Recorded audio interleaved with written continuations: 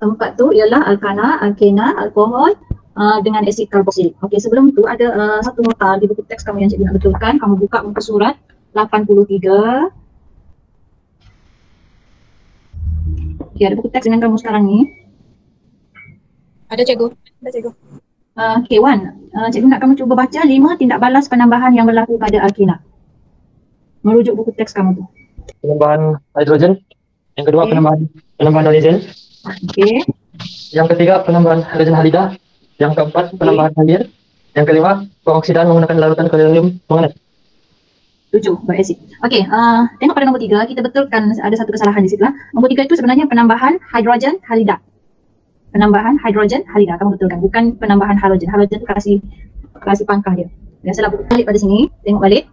Alkana dia ada 2 tindak balas, iaitu pembakaran dengan penggantian. Okey, hasil kalau kita bakar alkana dia akan jadi, hasilnya dia akan keluarkan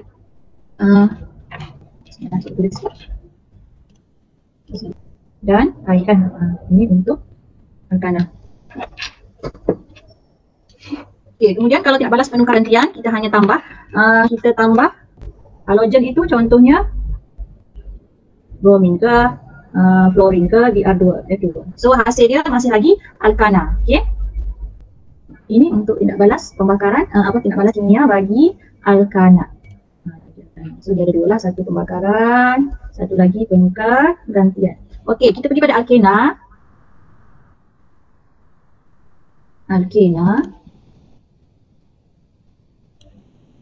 Dia ada juga pembakaran. So sama juga, pembakaran alkena dia akan hasilkan, catat je di situ, senang untuk kami nanti, karbon dioksida dan juga air. Okey, ini yang kita kena, pembakaran senang saja, yang tindak balas yang lain. Okey. Selain pembakaran, dia ada 5 lagi tindak balas tambahan, iaitu penghidrogenan. Kalau penghidrogenan maksudnya dia tambah apa, Wan?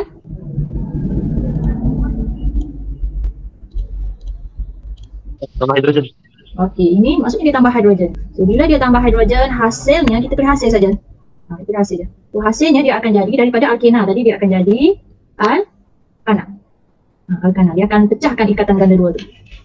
Kalau penghalogenan, halogen ini ialah unsur-unsur kumpulan 17. Sama juga daripada alkena tadi, dia akan jadi alkana. Alkena bertukar jadi alkana. Alkena jadi alkana. Okey, kemudian yang ketiga, penambahan hidrogen halida. Hidrogen campurkan dengan halogen. Hidrogen campurkan dengan unsur kumpulan 17. So hasilnya sama juga, masih lagi alkana. Daripada alkena tadi tu, yang pertama jadi alkana, yang kedua menjadi alkana, yang ketiga jadi alkana. Penghidratan. Penghidratan ini maksudnya dia tambah, Dewi tambah apa penghidratan Dewi? Air lah tadi. Dia tambah air. So bila dia tambah air, yang ini dia jadi alkohol. Ini dia tambah air. Mungkin kalau kamu tak ingat dia tambah apa kan, kamu buatlah nota kat tepi ni. Penghidrogenan contohnya, kamu tak tahu penghidrogenan ni tambah apa, so kamu buatlah. Sorry.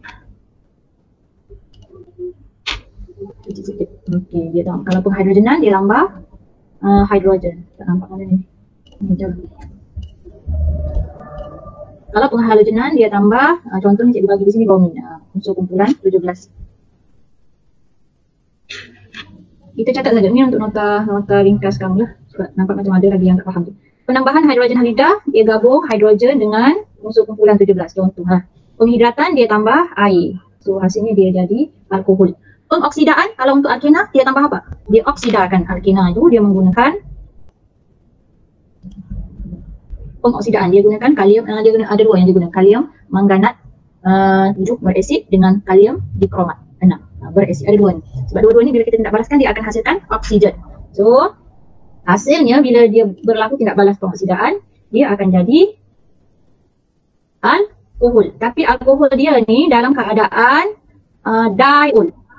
Diol maksudnya akan ada 2 kumpulan hidroksid, ada 2 OH dia, mesti diol. Bila alkena mengalami tindak balas pengoksidaan, dia akan jadi diol. Ini beza dia dengan penghidratan. Kalau penghidratan ni contohnya kalau butena cikgu hidratkan dia akan jadi butanol.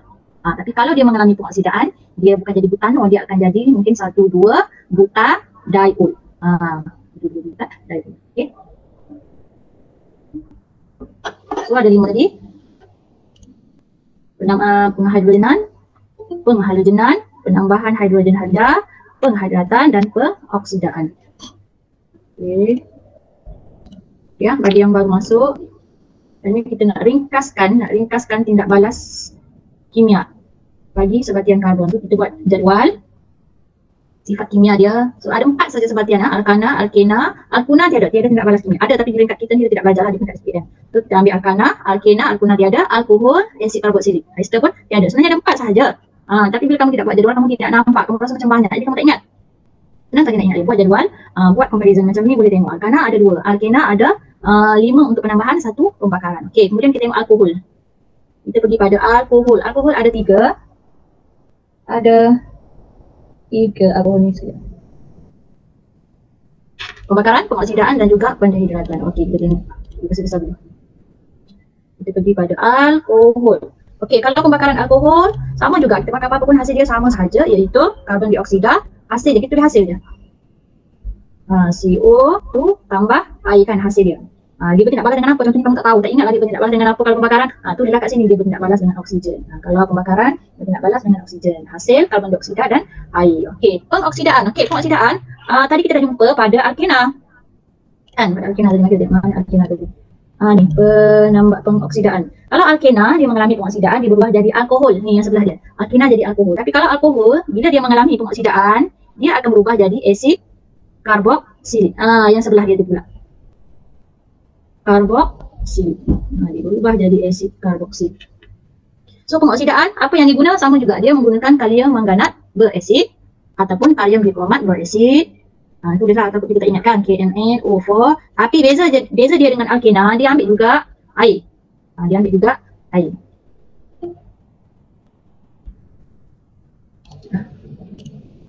Orang baru masuk. Okey. Alkena kalau dia mengalami pengoksidaan dia jadi alkohol. Alkohol bila dia mengalami pengoksidaan dia jadi asid karboksilik. Okey. Kemudian pendehidratan. Ini dia terbalik dengan alkena tadi. Alkena mengalami penghidratan. Penghidratan alkena jadi alkohol. Jadi kalau pendehidratan alkohol, dia terbaliklah, dia jadi alkena. Ini dia jadi alkena. Pendehidratan maksudnya dia buang. Dia tidak pada dengan apa-apa, dia buang air sahaja. Bukan berak. Buang air maksudnya dia mengeluarkan air. Berak. Okey. Senang saja bila kamu buat jadual kita boleh nampak. Okey. Ada nak tanya untuk alkana, alkena, alkohol setakat ini? Wan, okey? Okey, cikgu. Okey, bagi yang baru masuk, cikgu tunggu balik cikgu tunggu balik jadual ni. Okey, jadual untuk sifat kimia sebatian karbon. Bila kita buat jadual, kita senang nampak, kita senang ingat. Sebenarnya benda dia tak banyak sikit je. Kimia ni senang saja, kita nak score tu senang kalau kita belajar dengan betul.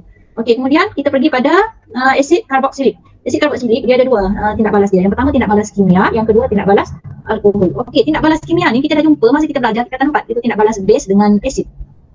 Tindak balas kimia, asid bila dia bertindak balas dengan apa-apa base, dia akan menghasilkan garam. Nanti kita tengok balik buku teks tingkatan 4. Jadi cikgu tak sentuh yang tindak balas kimia ni. Kita nak tengok tindak balas alkohol. Kita nak tengok tindak balas alkohol. Okey, asid kalau dia bertemu dengan alkohol, dia akan jadi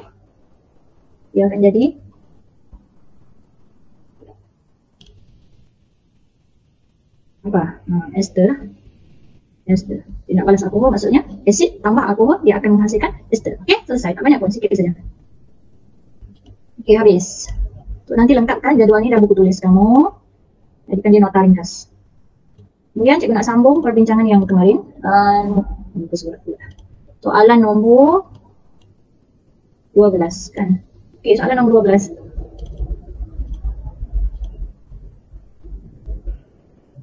Propana mengalami pembakaran lengkap untuk menghasilkan karbon dioksida dan air. Kira isi padu gas karbon dioksida yang terhasil apabila 0.5 mol propana terbakar dengan lengkap pada suhu bilik. Bila kita jumpa sahaja soalan pengiraan, terus ambil pen, kasih highlight apakah soalan itu minta. Di sini dia suruh kita kira isi padu. So kita pun highlight. Kira isi padu. Kira isi padu gas karbon dioksida yang terhasil. So, macam mana cara nak kira? Farah, berapa jawapan yang kamu dapat?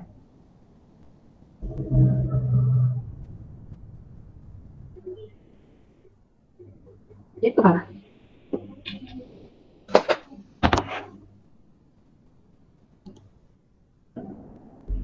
Okey, kasih drop jawapan kamu di bahagian chat. Cikgu nak tengok semua.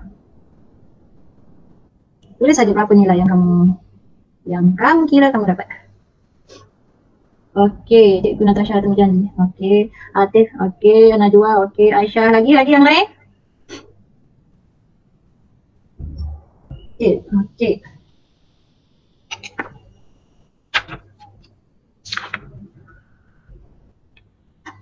Wan, kira jawapan kamu ni? Kira ke tidak? Atira, Warida, Ain, Devi, Aisyah, Najwa, Atif. So, dia dapat 36. Okey, kamu faham lah tu. Step yang pertama, pengiraan ada 4 step kan? Step yang pertama, kita kena buat step yang pertama. Kita kena buat persamaan kimia seimbang.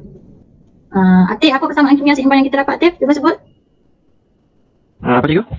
Persamaan kimia seimbang kita apa? Semua sekali kan? C3H8 tambah 5O2. Ini yang seimbang sudah ni? Ya cikgu. C3H8 tambah 5O2 okey. sama dengan equals to 3CO. Menghasilkan 3CO2 3CO2 tambah 4H2O. okey, 4H2O. Okey, ini step yang pertama. Kemudian step yang kedua, kita kena cari okey, bila kita dapat step pertama, kita highlight apa benda maklumat yang dibagi. Maklumat yang diberi ialah pada ni, propana. Ini maklumat yang diberi. Ni propana. Dia suruh cari gas karbon dioksida. So highlight. Ini yang kita perlu cari. Saya tulis. Ini yang diberi. Ini yang kita kena cari. Okey. So step yang kedua, cari bilangan mol maklumat yang diberi. Tetapi masalahnya dia sudah bagi dalam soalan 0.5 mol. Jadi kita terus tulis 0.5 mol. Tak payah cari lah sebab dia dah bagi. Propana C3H8. Kita terus pergi step yang ketiga, iaitu buat perkadaran. Buat perkadaran mol. Buat perkadaran mol. So daripada persamaan kimia 1 mol propana dia menghasilkan 3 mol CO2.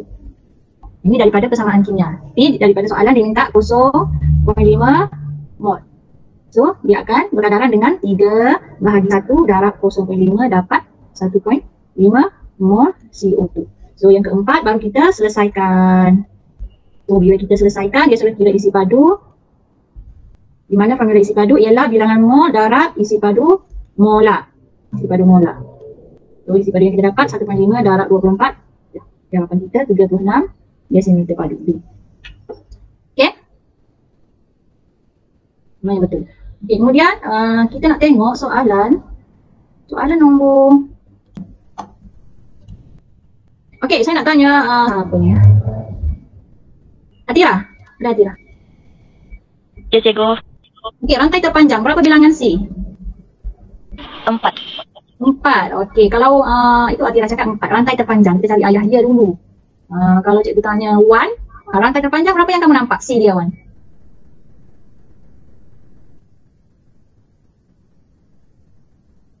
Lari sudah. 1. Mana pula? Bukalah. Aisyah? 3, cikgu. 3. Aisyah nampak 3. Farah? 3, cikgu. 3. Mana si Wan? Cikgu call nak ni mamak kamu ni. Ada dia dari ni. Atif nampak berapa Atif rantai panjang? 4 cikgu. 4. Najwa?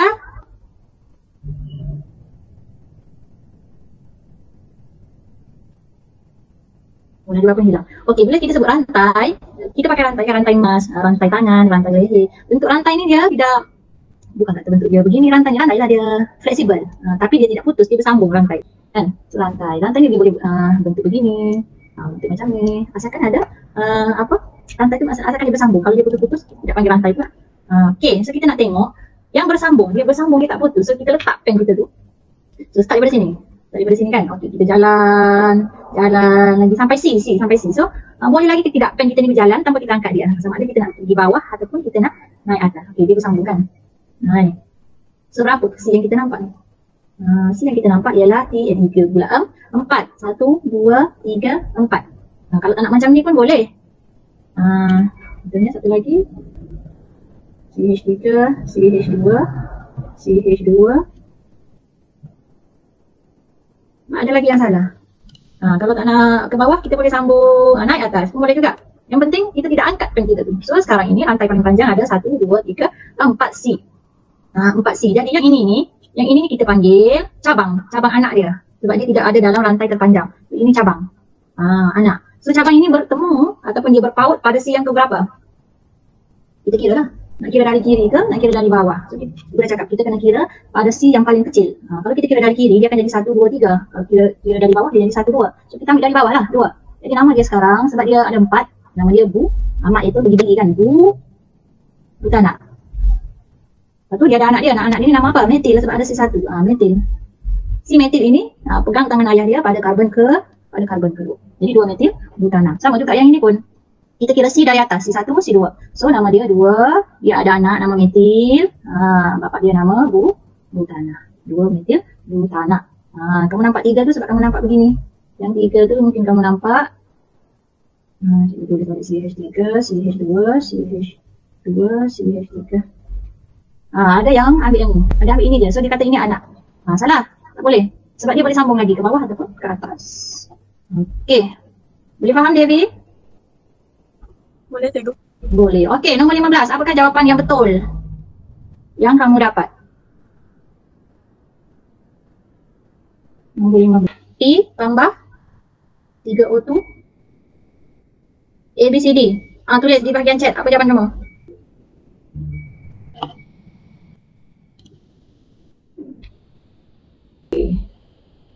P3O2. So jawapan dia ialah C ya. C2, H5, OH. Ini sebenarnya kamu seimbangkan saja kiri dan kanan. Cuma cikgu nak tanya, C tu apakah nama dia? Apakah nama dia? Tulis ada berapa orang dalam ini? 8. So ada 8 jawapan. Type saja. Pergi. P untuk propanol. So C3, H7, OH itu ialah propanol. Okey, habis untuk bab 2.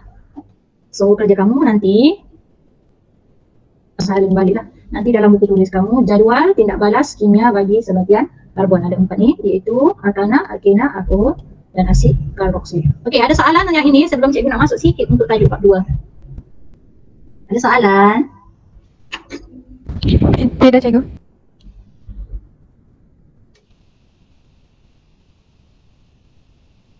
Okey, tajuk termokimia. Ingat lagi belajar termokimia tingkatan berapa? Ingat tingkatan 3. Masa tingkatan 3 dah belajar dah termokimia ni. Ada tindak balas, ada dah.